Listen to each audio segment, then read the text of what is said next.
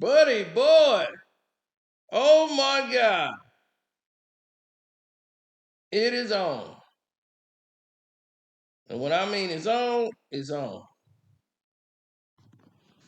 Here's what I mean, good people.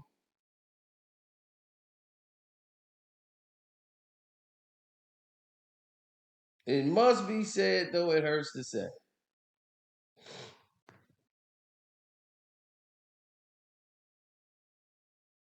Now,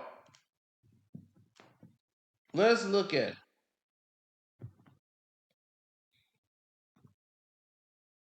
These things are prevalent right now. It's current. Stephen A. Smith did not show up to work, had the day off. Shannon Sharpe filled in on him for him on a Thursday. And when he did, it turned the world upside down.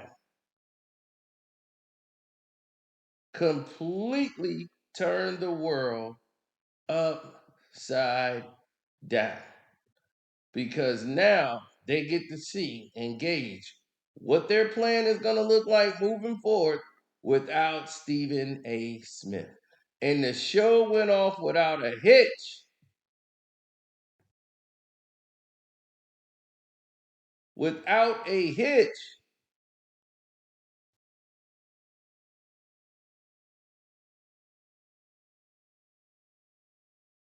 Now,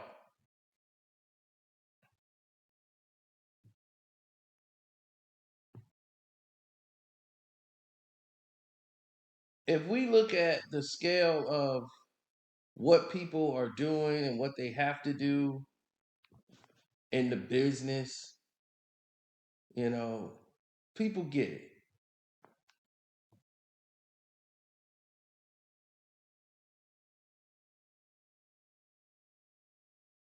People get it. There's a lot of people that don't understand how things play out.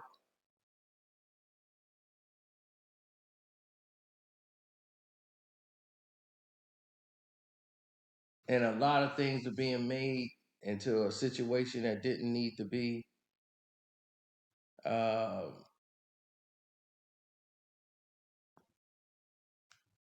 but I'm telling you like this, Stephen A. Smith is going through a similar situation.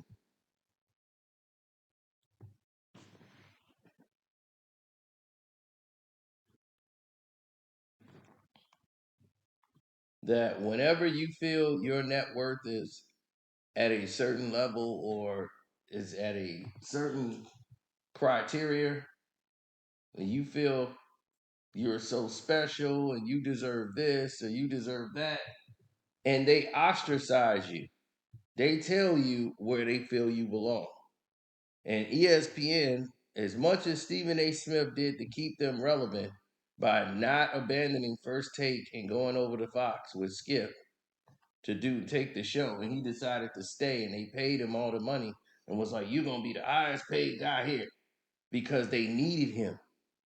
Now, ESPN's job is to work around the fact of needing Stephen A. Smith so that the renegotiations take place. They could say, "This is all we're going to pay you. All we're going to pay you is 10." And he got the memo. Once he saw they put somebody on his show that he didn't approve of, he got Max Kellerman out of there. They had to go along with that because at that time they were not in position to do anything except for listen to Stephen A. So the company decided, okay, we're not going to be held hostage by the talent anymore. So what we're going to do is we're going to go out and get and acquire the real talent, the people that's really bringing in numbers. We're going to grab Pat McAfee. We're going to bring in his internet audience. We're going to go ahead and get Shannon Sharpe. We're going to bring those guys over. And those guys are going to be the replacement for Stephen A. Smith. We're bringing up everybody that we want to bring up, putting them alongside Stephen A. Stephen A. saw the writing on the wall. That's why he started heavily going in on his show, the Stephen A. Smith show, which he used to do just maybe one episode every here and now, here and there, and all that.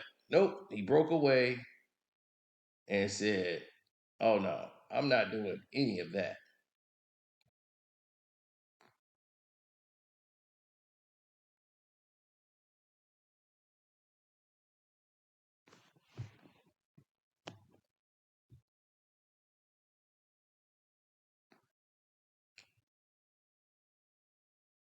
Well, you have to understand there are a lot of different things at stake when you start talking about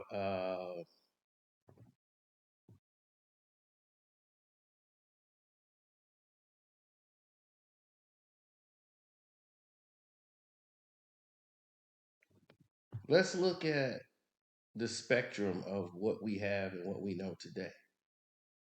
You know what I'm saying? Like you're looking at a situation where people don't know what the hell they're talking about, but yet they're involved in the conversation. How many times have you seen that?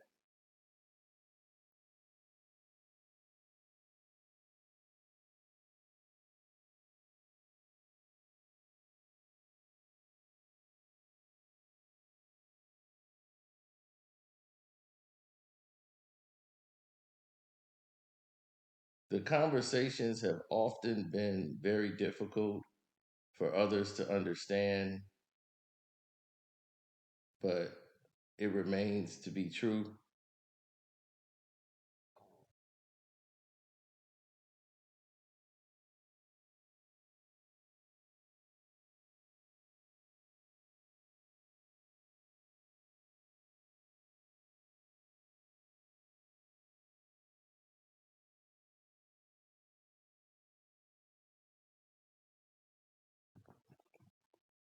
Stephen A. Smith knew, okay, I got to get my podcast game up. I got to step up and put all this resources in here in case it's going to be time to go. If they don't want to pay me what I feel I'm deserving to be paid. Now, there have been countless times, there have been countless times Stephen A. Smith has been upset with something that's happened on the show. And over the past few years, he could express that. Now, the bosses are kind of tired of his demeanor, or what you would say, his attitude, or the way he's been handling things. And they've brought a lightness to the show now, bringing in new characters.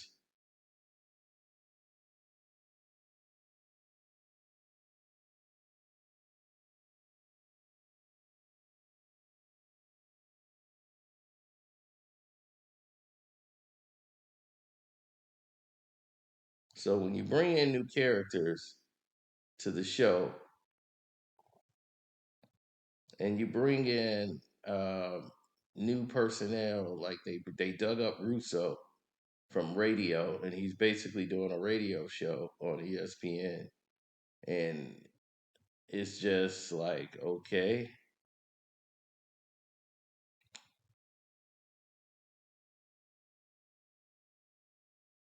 now that we're doing a radio show, um, it's a mess. If I look at First Take, it's a mess, and I'm not somebody that's saying that this show is outstanding or this product, but it's a garbage show. Kimberly Martin is trash.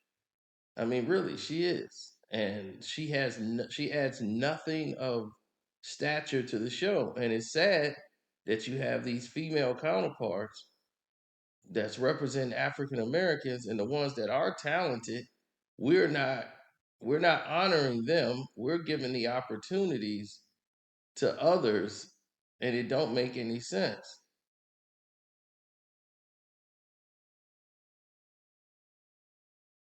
That's what bothers me, is that we highlight the least qualified for us. and then they supposed to represent African Americans, and I'm like, they're the least qualified people to have this position. Why in the world is this happening? You know how much talent that we have that we could be promoting that we're not. It was just completely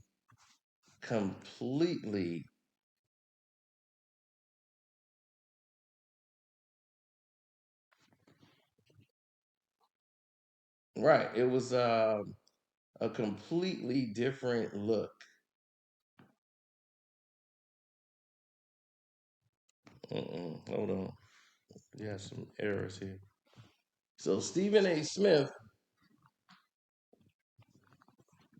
took a road less traveled by. He decided to take a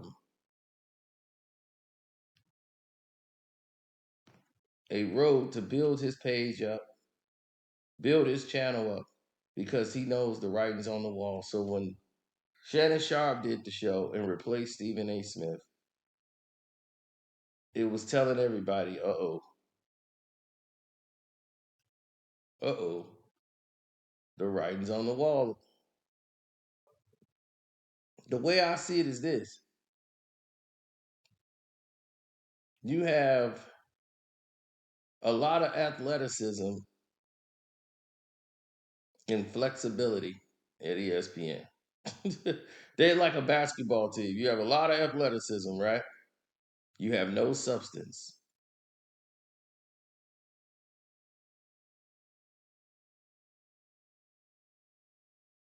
No substance whatsoever. Now, because you have no substance and you have nothing in there, no continuity,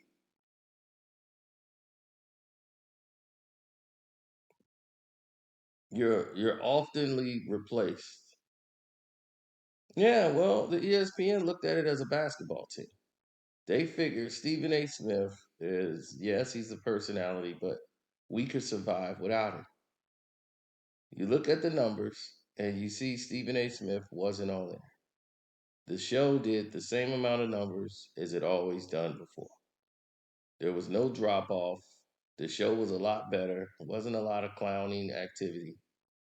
And they actually got to the details of the sports a lot more. As you could see the difference between the style of,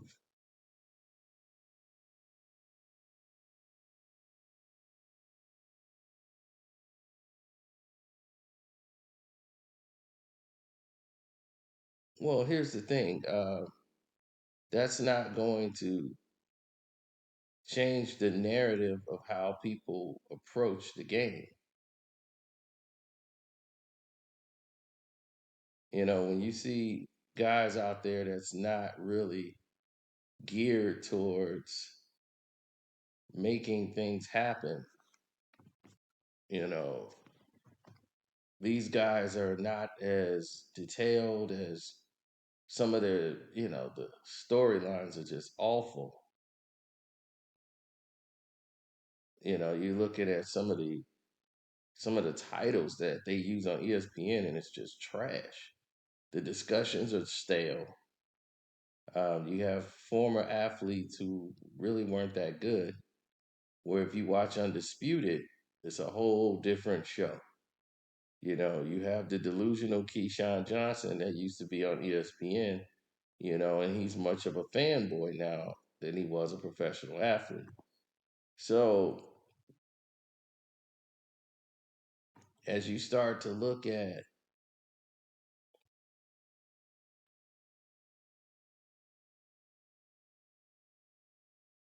the perspectives of change, what needs to change, what has to change, what hasn't changed, and to do that, you have to go through a reality check.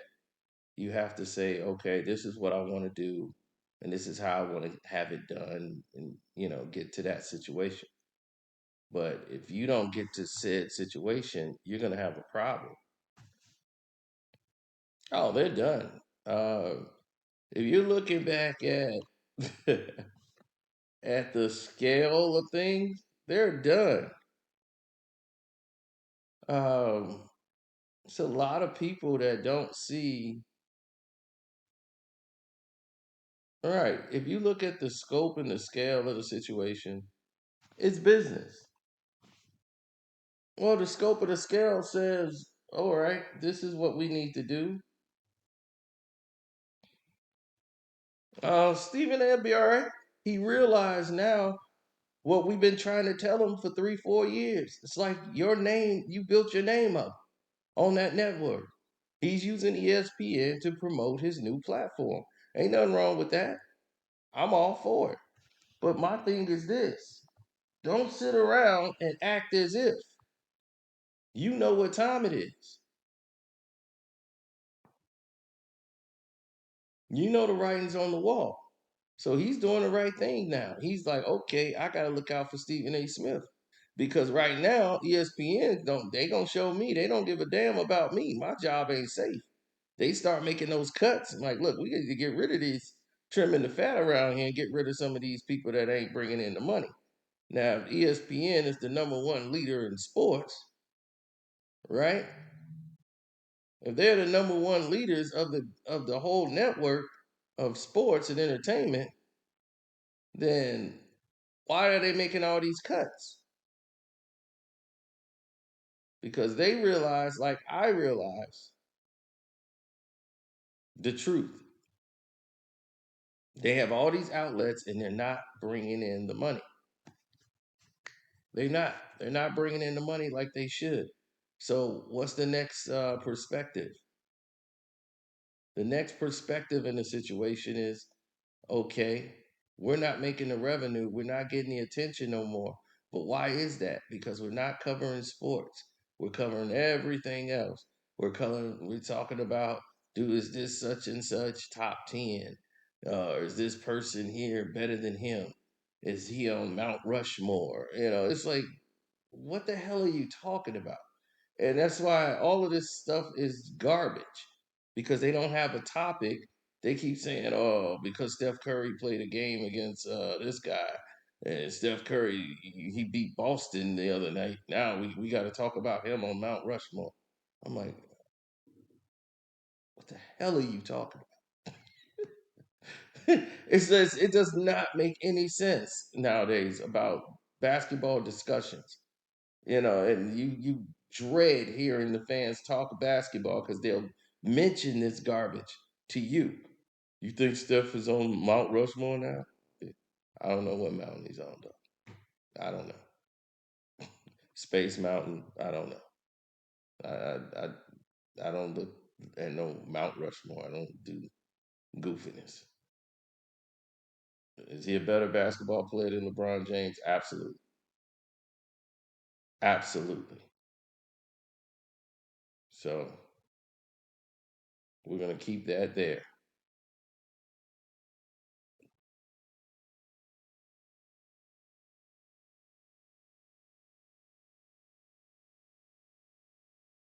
Well, for me, it's always gonna be different.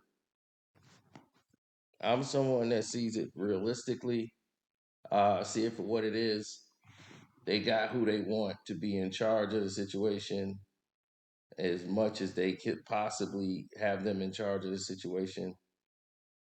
And that's just that.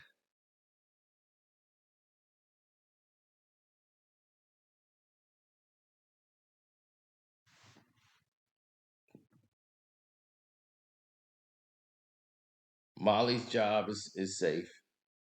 They really just got her to be eye candy. And that's just that. It's about execution. And when people can't execute, you start to see the situation for what it is.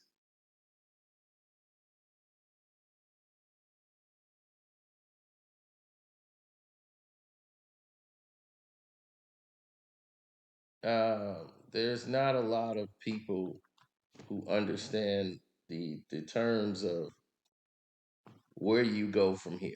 Like All right, this is what I need to be successful. Yeah, well, when you put people in a box and you tell people, this is where I need to be, or this is not where I need to be, you know, it's very telling. If you look at Michael Irvin, right, he's comfortable being up there with Skip, handling the job, and they talk about the actual game, right? They talk about the sports, even if it's a topic that's the title is bland. Sports is gonna come out. You know, playmaker played the game. Even if they talk about LeBron or whatever, right? Or basketball. You know, some of it the takes are kind of crazy, but sports will come out of it.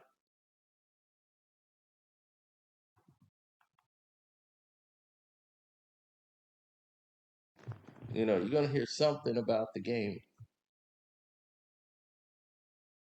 You go on ESPN, you have all these former basketball players, right? Shannon Sharpe played football.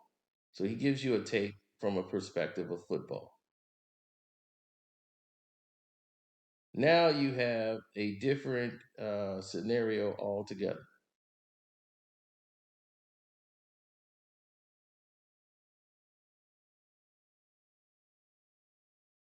And you might say, well, what's the perspective?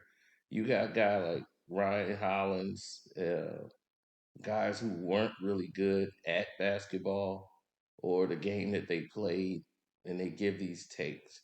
You listen, Tim Legler has gotten better over the years, but you have, other players that used to be in the game like JJ Redick, and these guys come in and start because they got a microphone. They talk like they were perennial all stars or all pro players. And what you start to see is that they were very different.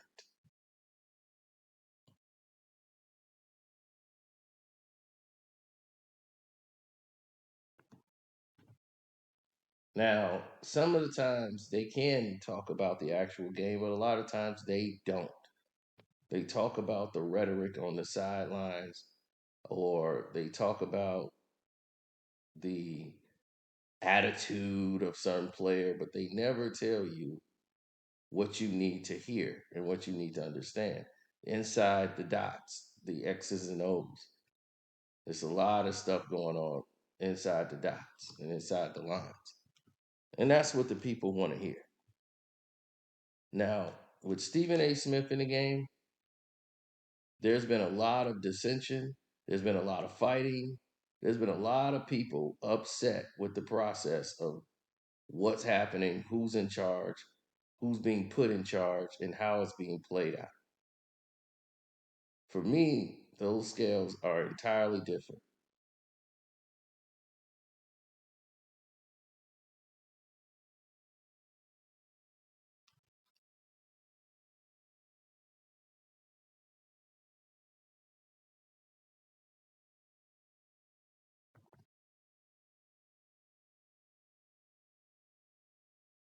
Now,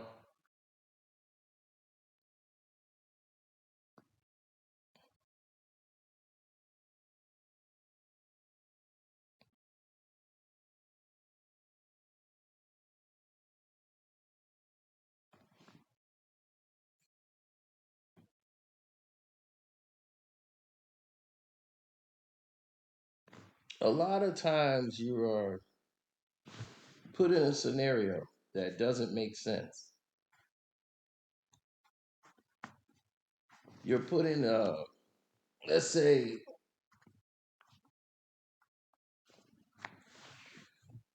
you have a lot of these, for whatever the reason may be.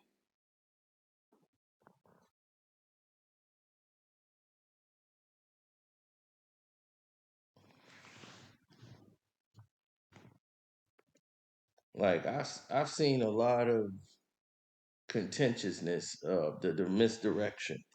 Like if something comes across the desk, right? Are you gonna be the one to turn your head and say, "Hey, I'm not gonna say that"? You can't do that at ESPN. That's your job now. You look at Molly Curran and what she's doing, and you start seeing um, what they do with Malika Andrews, what she's doing. These people are reading the script, like KB said, script readers. Exactly what they doing.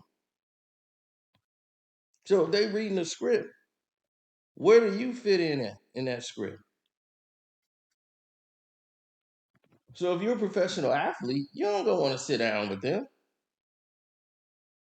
You don't want to have a conversation with them at all. And for what?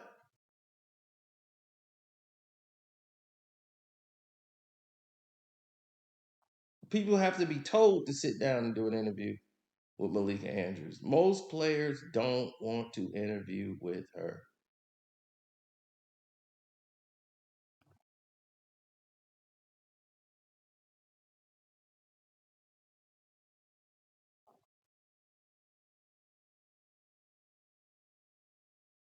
Well, it's a poor and egregious situation.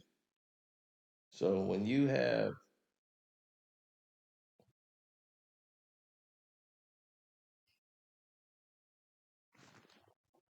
well, people try to change the narratives, and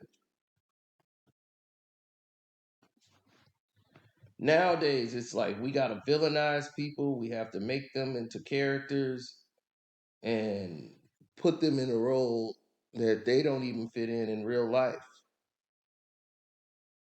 But we got to make them what we want them to be instead of just reporting what it actually is.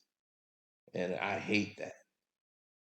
I cannot stand that type of sports mentality. I don't care about the actual game itself, if they gonna put it that way. And that's why fans will get disinterested because you put politics over the game. If you would just let the game be,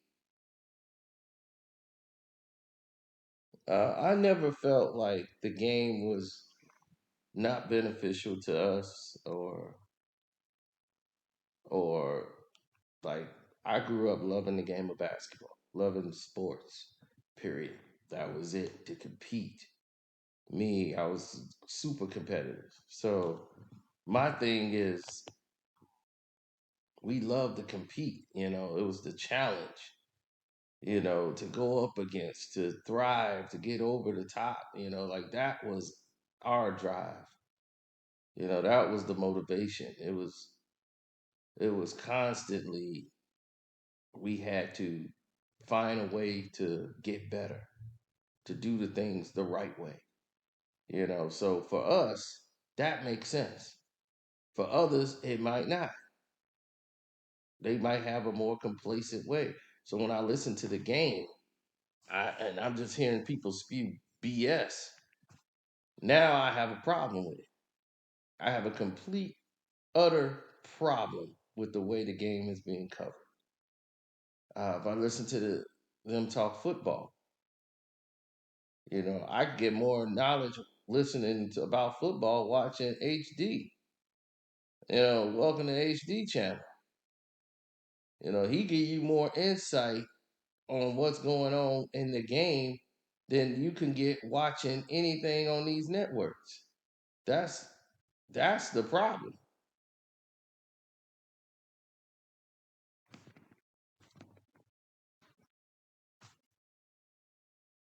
Now these guys on TV get paid millions of dollars.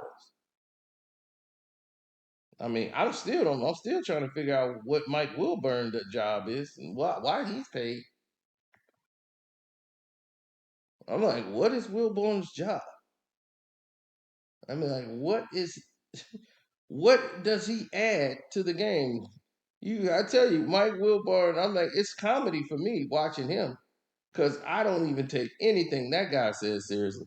If you listen to him, let's go to get Mike Wilburn. Mike Wilburn, what's going on? Well, what I'm seeing is I don't see anyone with any drive right now. It's like they're saying, let's just let him get his and then we're going to get ours. And I think the tone has changed once he got a block. I think that hurt his ego a little bit because he's never had anybody really challenge him like that. And once he got the block, I think the team fed off that energy of the block. And because of that, I think that's why, they kind of shelled up as a team.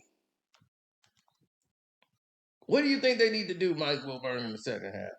Well, get some blocks and steals. That will probably get the energy going, Wave your arms around. Start making some noise. I'd be like, what the hell? Why is Mike Wilbon talking to sports? It just don't make any sense.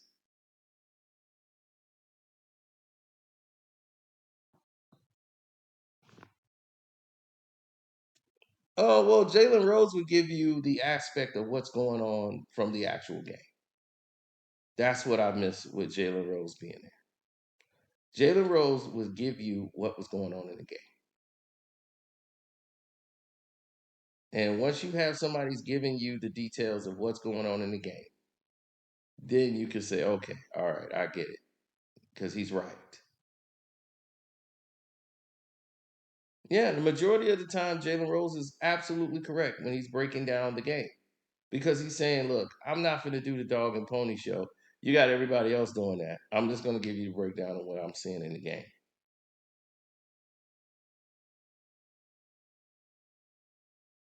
Well, it was different is that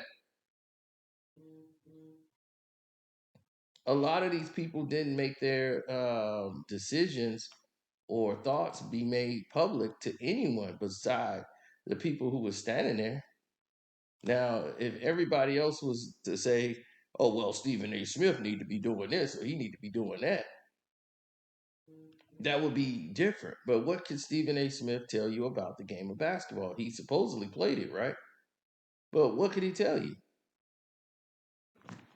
He went to a fashion institute to play. He couldn't make it on his team at all. And we talking about a 6 foot tall guy playing with some all white players, but yet he was Steph Curry in his mind. Yeah, I'm watching this game right now. It's kind of crazy. Oh yeah, Merry Christmas to y'all and Happy Holidays and all that stuff. Um, yeah, I want to make sure that people, they get it. You know, well, grind time. Shouts out to Kwame Brown Bus Life, who played in the NBA and can tell you what's going on behind the scenes. They tell you don't listen to him, right? Don't listen to him tell you about the behind the scenes because he ain't got a multimedia machine behind it, right? That's what they tell y'all. Then they tell you, oh, don't listen to Carcino. He never played in the NBA. But a lot of the stuff I say, Kwame Brown says, right? And he played in the league. So now they say, oh, well, Kwame don't matter because it don't validate. Gilbert Arenas played in the league, right? Have you heard his takes? Lunacy, right? A lot of it is complete lunacy. Well, if you think about it and you look at everything that's on the scale of where people needed to be, y'all just have no idea what's going on.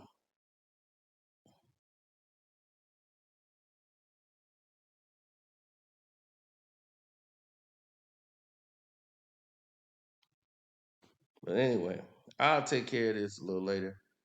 Don't forget to join the Patreon, which is Carcino for Life. I'm gonna put some stuff up there today that's gonna really blow your minds, give y'all some real Christmas gifts, and we're gonna go from there. Deuces.